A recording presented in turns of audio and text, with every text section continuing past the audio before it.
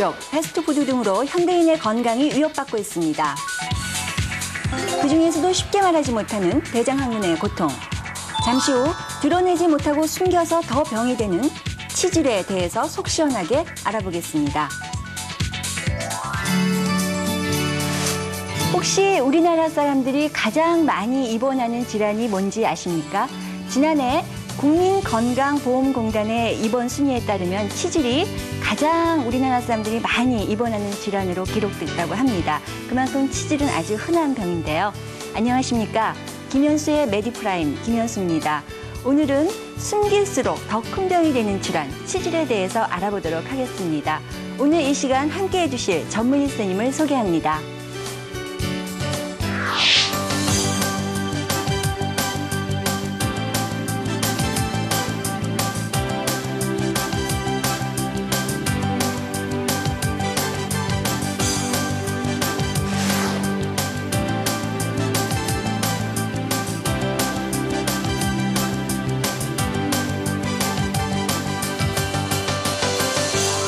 메디프라임, 그럼 치질의 원인과 치료법에 대해 한솔병원 정춘식 선생님과 함께 알아보도록 하겠습니다. 안녕하세요, 선생님. 네.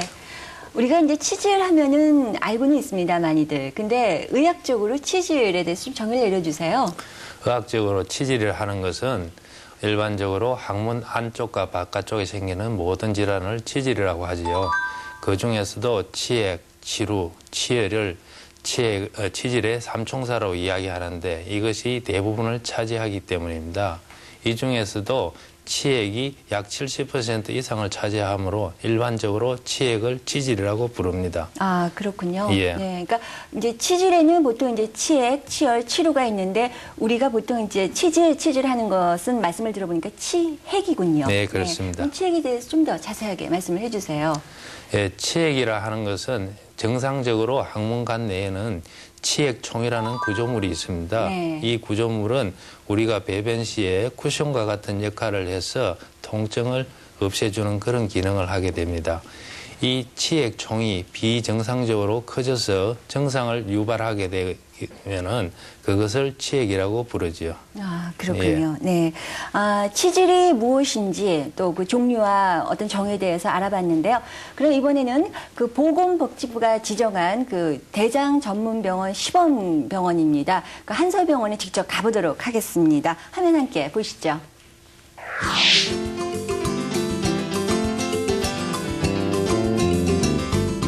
사실 몇 년 전만 해도 항문질환 그럼 부끄러워서 그 대장항문 전문병원을 꺼려하는 경향이 있었는데요. 한솔병원이 대장항문 전문병원 시대를 열었다고 해도 과언이 아니죠? 네, 요즘에는 항문 클리닉, 대장항문 전문병원을 쉽게 찾아볼 수가 있지만은 1990년에 처음 개원할 때만 하더라도 낯선 일이었죠. 네, 그때 비하면 항문 질환에 대한 인식도 많이 달라졌죠. 예. 의사나 환자나 인식에 많은 변화를 가져왔지만 아직도 치질을 숨기다가 병을 키우는 분들이 많이 있는 것이 현실입니다. 병원을 막상 들려보니까 전문적인 치료를 받을 수 있어서 뭐 치질에 대해서 전혀 두려워하실 것이 하나도 없을 것 같습니다. 그런데 이제 요즘 보면은요, 병원에 그 치질 환자들의 연령대가 굉장히 변하고 있다는 얘기를 들었는데 실제로 어떻습니까, 선생님? 네, 치질이라는 것은 실제로 대행성 질환으로서 나이가 증가되면서 그 빈도가 증가되는 것이 사실입니다. 네. 하지만 최근 들어서 식생활이 서구화의 영향인지 20대나 30대의 젊은 연령층에서도 치질로 병원을 찾는 경우가 많이 있습니다. 아, 그렇군요. 그러니까 치질이 요즘 젊은 환자들한테 많은 이유가 이제 서구화된 식습관, 뭐 패스트푸드, 고기 이런 것들을 꼽아주셨는데 그 외에도 치질의 원인은 무엇이 있을까요? 치질의 원인을 단 하나로 정의하기는 쉽지가 않습니다. 여러 가지 복합적인 요인들이 치질의 원인이 될 수가 있습니다. 식습관뿐만 아니라 생활습관 자체도 중요해서 가족 구성원 간에 치질이 발생하는 경우가 많이 있습니다. 가령 예를 들자면은 화장실에서 오래 앉아 있는 습관이 있거나 신문을 보게 되는 그런 습관이 있으면은 치질이 쉽게 발생할 수가 있습니다. 아, 그런 습관들도 치질을 유발할 수가 있네요. 근데 사실 셀러리맨들 보면은요. 그 화장실에 가서 보통 한 20-30분은 좋게 신문 보면서 이렇게 배변하는데 그런 습관이 지금 치질에도 영향을 줄 수가 있다는 말씀이시죠? 그렇지요. 그렇게 앉아 있으면은 항문 내 압력이 증가되고 혈액 순환이 원활하지 못해서 치액종이 점점 커져서 치액으로 변하게 됩니다. 아, 그렇군요. 치질의 그 원인들, 지금 뭐 생활 습관도 얘기해 주시고 얘기를 해 주셨는데, 치질의 가장 대표적인 거죠, 치액. 그러면 치액을 발생시키는 원인은 무엇인지 한번 알아보겠습니다. 좀 설명해 주세요. 예, 뭐 생활 습관뿐만 아니라 식습관에서 섬유소가 부족하면은 흔히들 변비가 잘 생깁니다. 변비가 있으면은 화장실에 오래 앉아 있어서 마찬가지로 치액이 생기거나 또한 악화될 수가 있습니다. 또한 잦은 술자리 등으로 해서 음주를 하게 되면은 말초 혈관이 확장이 됨으로써 치액이 더욱더 악화될 수가 있습니다. 그리고 음주도요? 네, 마찬가지입니다. 그리고 가로하거나 피로하게 되면은 항문 근육이 약해져서 치액이 점점 늘어나서 항문 밖으로 밀려 나올 수가 있습니다. 그러니까 지금 말씀을 들어보니까 뭐 과로, 피로, 또 오래 앉아 있는 습관, 음주 이런 것들이 그 치질의 원인이 되고 있다는 그런 말씀인데요. 그 치액에도 종류가 있을 것 같습니다. 어떻습니까? 네, 치액은 일반적으로 치상선이라 해서 항문 바깥쪽에서부터 약 1.5cm 위쪽에 치상선이 있는데 그것을 경계로 해서 위쪽에 있는, 즉 항문보다 더 안쪽에 있는 것을 내치액이라 하고 네. 그 바깥쪽에 있는 것을 외치액이라 하며 내치액과 외치액이 같이 있는 경우를 혼합치액이라 합니다. 또 드물게는 갑자기 혈전이 생겨서 구슬같이 피가 응어려져서 혈전성 치액이 발생하기도 하지요. 그렇다면은 그 치액 이제 가장 일반인들이 쉬운 거는 각각 증상을 알려주시면은 내가 내치액인가 외치액인가 뭐 혼합치액인가 알 수 있을 것 같습니다. 증상이 있죠. 예. 네. 뇌치액은 일반적으로 출혈하고 그다음에 탈출, 즉 치액이 항문 밖으로 빠져나오는 두 가지 증상이 주된 증상입니다. 네. 그다음에 외치액인 경우에는 항문 밖으로 돌출된 피부가 있습니다. 그래서 그것으로 인해서 가려움증이 생긴다든지 드물게는 그 안쪽에 혈전이 생겨서 갑자기 심한 통증을 유발할 수가 있습니다. 혼합치액은 외치액과 내치액의 증상이 모두 함께 있다고 생각하시면 되지요. 네. 지금 이제 그 원인과 종류를 말씀해 주셨는데요. 그러면 우리가 과연 치액을 진단하는 방법에 대해서 좀 알아야 될 것 같습니다. 모든 질환과 마찬가지로 환자의 증상을 자세히 들어보는 문진을 해보면은 대개 치액의 정도라든지 증상의 정도를 알 수가 있습니다. 그 외에 항문 직장 수지 검사를 해서 항문 내로 손가락을 넣어서 치액의 크기를 알아본다든지 또한 동반된 질환이 있는지 알아볼 수가 있습니다. 또한 항문 내로 항문경이라는 기구를 삽입해서 직접 시야로 확인할 수가 있습니다. 그렇군요. 무엇보다도 이제 치질의 정확한 진단을 위해서는 그 다양한 검사를 받아야 하는데요. 여기서 이제 치질, 즉 수술 전에 우리가 어떤 진단 방법들이 있는지 직접 한번 찾아가 보도록 하겠습니다.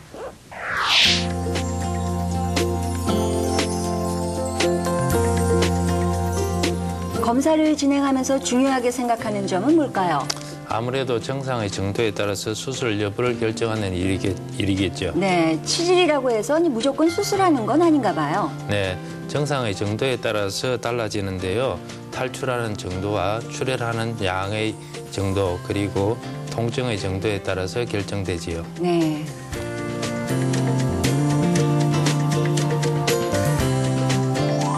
치질하면은 이제 보통 분들은 무조건 수술을 해야 하지 않나라고 생각하시는 분들이 있는데 지금 보니까 그 어떤 검사 결과에 따라서 뭐 수술을 할 수도 있고 안 할 수도 있네요. 근데 그렇다면 실제 그 치질 환자 중에서 수술을 해야 하는 그런 환자의 비율은 어느 정도죠, 선생님?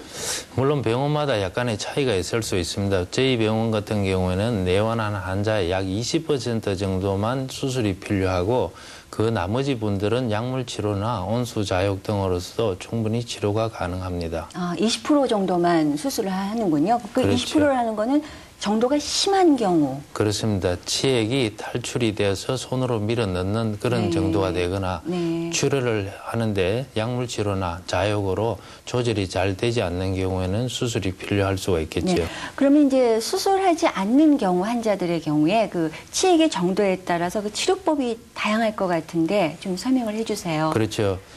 치액의 단계를 대개 4단계 정도로 분류를 합니다. 1단계인 경우에는 밀려 나오지 않고 출혈만 있는 경우를 1단계로 하고 네. 그다음에 2단계가 되면은 출혈 유무와 상관없이 치질이 항문 밖으로 돌출되었다가 저절로 들어가게 됩니다. 3도 치액이 되면은 밀려 나온 치액을 손으로 밀어 넣어 주거나 아니면은 시간이 오래 지체되어야 저절로 들어가게 됩니다. 4도 치액 정도가 되면은 밀려 나와서 손으로 밀어 넣어도 잘 들어가지 않거나 걸어 다니기만 하더라도 밀려 나오게 됩니다. 그래서 3도, 4도 치액 정도가 되면은 수술이 필요하고 1도, 2도에는 약물 치료나 비수술적인 방법으로 치료를 할 수가 있죠.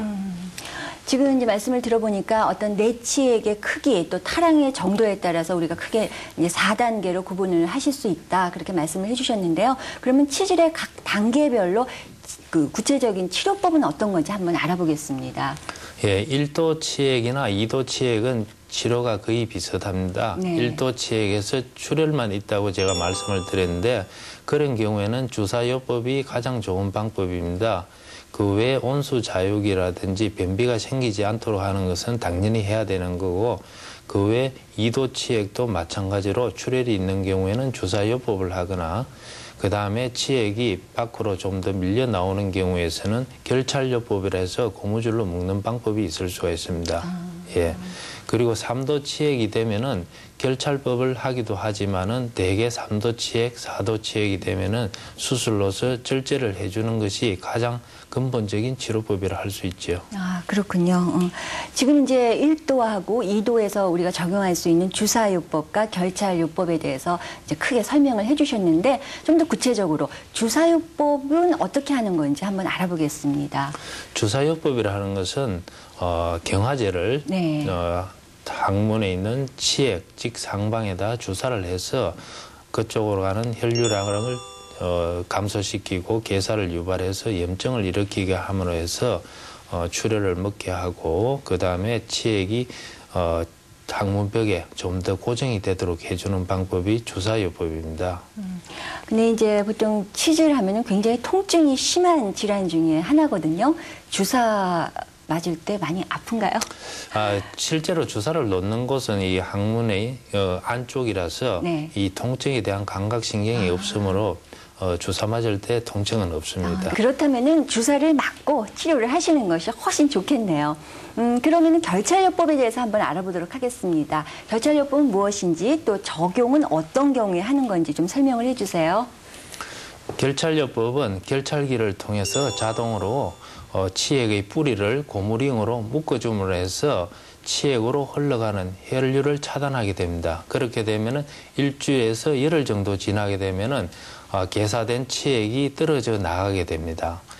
대개 결찰요법은 2도나 3도 치액의 늘어진 치액에서 사용할 수 있는데 단점은 치액이 너무 작으면은 묶은 후에 고무링이 저절로 빠져버려서 재발할 수가 있으며 또한 한 번에 치액은 원래 2개나 3개 정도를 제거해야 되는데 대개 하나씩 차례대로 단계적으로 시술을 해야 됩니다.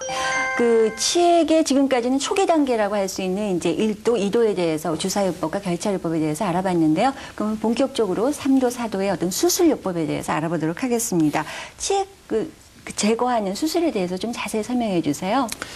예, 치액 수술은 병원마다 그리고 의사마다 선호하는 수술 방법이 다양합니다. 네. 그래서 하나의 수술 방법이 최고다, 가장 좋다 이렇게 단정하기는 쉽지가 않고 치액의 정도와 모양에 따라서 여러 가지 수술 방법을 선택할 수가 있습니다.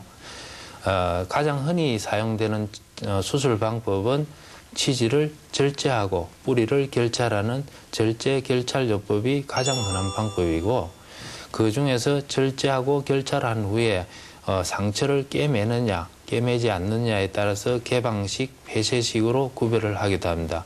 개방식은 주로 영국이나 일본에서 흔히 사용하는데 수술이 간편하고 시간이 단축이 되겠죠. 대신에 폐쇄법, 즉 꿰매는 것보다는 통증이 더 심할 수가 있습니다. 아, 그렇군요. 예. 통증이 더 심할 수가 있다. 예. 그런데 굳이 안 꿰매는 이유는 뭘까요? 수술 자체가 간편한 대신에 통증이 많지만은 폐쇄법은 꿰매고 나면은 그 부위에 염증이 생길 수 있는 우려가 있습니다. 또 보고에 따르면은 개방하는 경우나 폐쇄하는 경우나 통증에 있어서 큰 차이가 없다는 보고들도 있습니다. 아, 네, 예. 그렇군요. 그러니까 말씀을 들어보니까 이 치질은 수술법도 다양하고 또 그 생각보다 그렇게 간단한 시술이 아닌 것 같습니다. 그래서 무엇보다도 전문의와 사전에 충분한 상담을 하는 것이 참 중요한 것 같은데요. 그렇다면 이 많은 수술법이나 치료법 중에서 최근 가장 많이 시술되고 있는 인기 있는 그런 시술법은 어떤 건가요?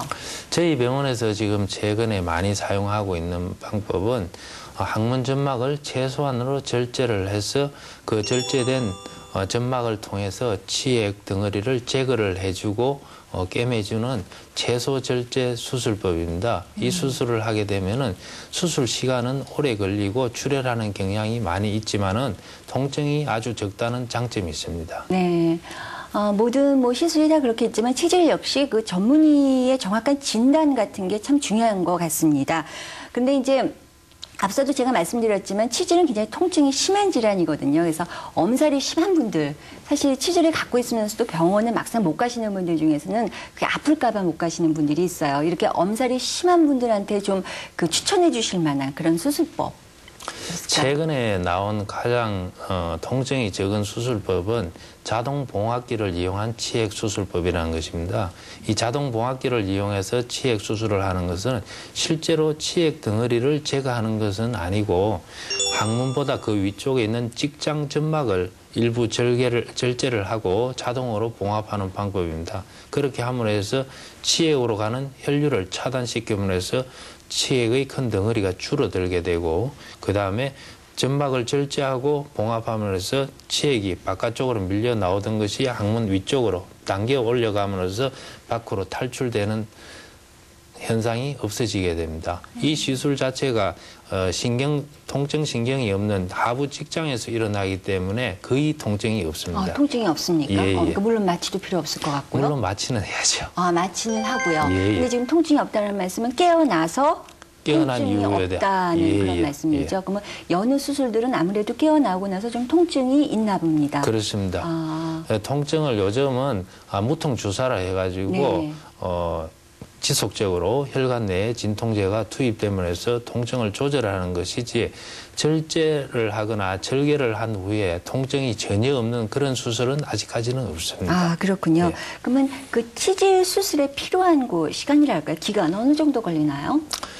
치질 수술을 하게 되면은 대개 하반신 마취, 즉 척추 마취에서 하반신 마취를 하는 경우가 대부분입니다. 그래서 수술을 하고 나서 2박 3일 정도 대개 입원을 하는데 치질의 정도에 따라서 약간의 차이가 있습니다. 그리고 수술하고 나서 마취가 깨어나는 것이 약 4시간 정도가 소요됩니다. 시간이요? 네. 그동안에는 침상에서 누워서 안정을 해야 마취에 따른 합병증이 적고 출혈 같은 것을 방지할 수가 있습니다.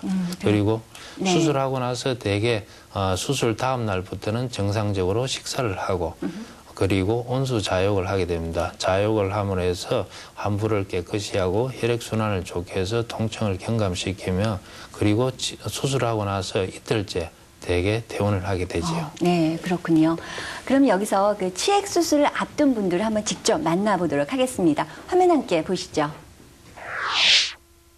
처음에는 그 변 볼 때 많이 밀려 나오고요.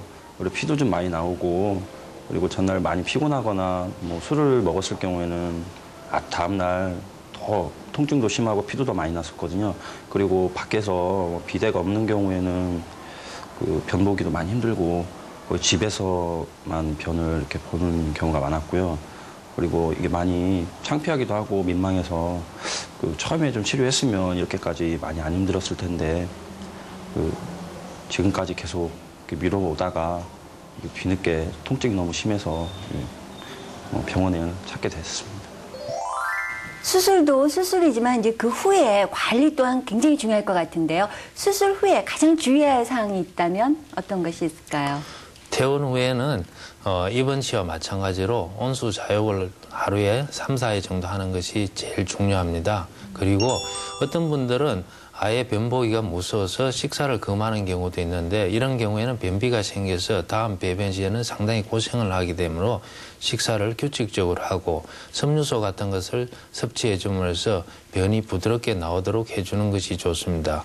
또한 수술 후에는 약 2주간은 장기간의 여행이나 해외여행 같은 것은 꼭 피하도록 하셔야 되며 음주 같은 경우는 한 달 이상을 피해야 됩니다. 네, 아주 중요한 사항인 것 같습니다. 근데 우리가 이제 일주일 정도는 이제 전문의의 지시에 따라서 이렇게 호전이 될 수가 있는데 문제는 이제 퇴원 후에 본인들이 더욱더 노력을 하셔야 될 것 같아요. 재발하지 않도록 좀 알려주세요.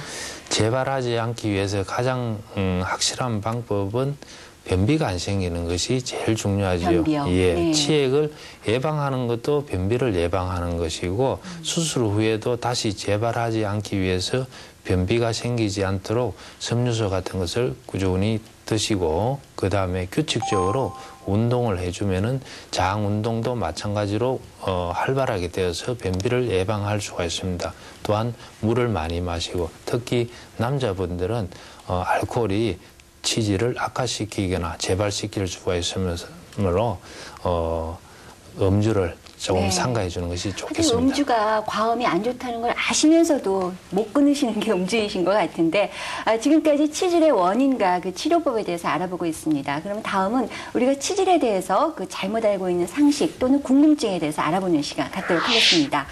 먼저 치질이 오래되면 암이 된다라는 속설이 있습니다. 어떻습니까, 선생님? 그 말이 일부는 맞기도 하지만은 네. 예. 치질 중에서 가장 흔한 것이 치액이라고 했는데 네. 치액은 아무리 오래 두더라도 암으로 진행되고 그러지를 않습니다.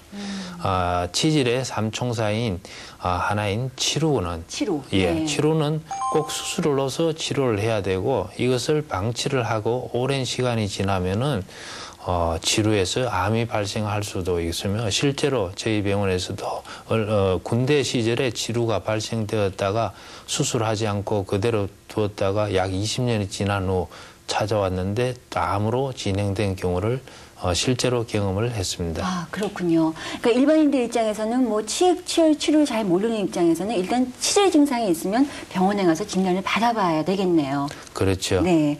또 두 번째입니다. 치질은 수술을 잘해도 재발이 된다. 이런 또 속설이 있어요. 어떻습니까? 예, 과거에는 수술 후에 재발이 많이 실제로 현재보다는 많았습니다. 왜냐하면 과거에는 치질은 별로 질환으로 취급을 하지 않아서 소홀히 하는 경향이 있었지만은 현재는 항문 질환에 대해서 전문의도 많이 배출이 되고 수술 수기도 많이 발전되어서 재발률이 확실히 떨어졌습니다. 하지만은 수술 후에도 관리를 소홀히 하게 되면은 재발할 수는 있습니다. 네, 그렇군요. 메디프라임 오늘 이 시간에는 치질의 원인과 그 치료법에 대해서 알아보고 있습니다. 오늘 함께해 주시는 정실 선생님, 그 치질에 대해서 못다 하신 말씀이 있으면 더 좀 설명을 해 주시죠. 네, 치질은 오래 방치를 하거나 부끄러워서 병원을 찾지 않는 환자들이 많이 있습니다. 방치를 하다 보면은 실제로 환자들이 자기는 치질로 알고 있는데도 불구하고 다른 질환이 있는 경우도 간혹은 있습니다. 그리고 요즘은 치질이나 이런 항문 질환을 병원들이 많이 있으므로 부끄러워하지 말고 적극적으로 치료를 받음으로써 초기에 수술을 하지 않고 낫는 여러 가지 방법이 있습니다. 네, 항문 질환에 대한 올바른 이해로 치질을 예방하시고요. 혹시 치질에 걸리셨다 하더라도 숨기지 마시고 올바른 치료를 받으시기 바랍니다. 네, 오늘 함께해 주신 정충식 선생님과 그리고 함께 시청해 주신 시청자 여러분께 감사드리며 저는 다음 주에 또 찾아뵙도록 하겠습니다.